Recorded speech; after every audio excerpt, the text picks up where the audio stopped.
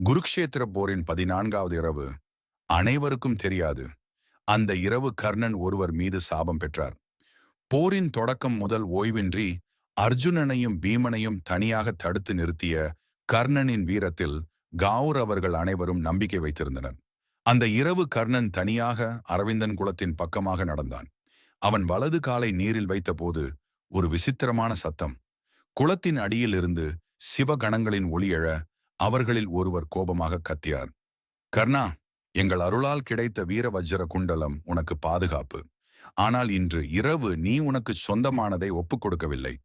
கர்ணன் அமைதியாக சொல்லினார். எதையும் நான் மறக்கவில்லை. தானம் கொடுப்பதும் சத்தியம் காப்பதும் அதுவே என் தர்மம். அந்த வேளையில் ஒரு முதிய பிராமணன் உருவெடுத்தார். அவர் கேட்க வந்தார். கர்ணனின் கவரமும் குண்டலமும் ஒரே கணத்தில் உண்மை புரிந்தது. அவர் யாரும் இல்லை, இந்திர தேவன் அவர் அளித்த சாபம். கர்ணா, இன்று நான் எடுத்த குண்டலத்தினால் உன் உயிர் போரில் ஒரு சிறிய தவறினால் தீரும். கர்ணன் சிரித்தான். அது சோகமில்லை, அது வீரத்தின் சிரிப்பு. அவர் பதிலளித்தார். உன் சாபம் என்னை மாற்றாது. நான் தர்மத்திற்காக அல்ல, அன்புக்காக போர் செய்கிறேன். என் அண்ணன் துரைதராஷ்டிரனுக்காக.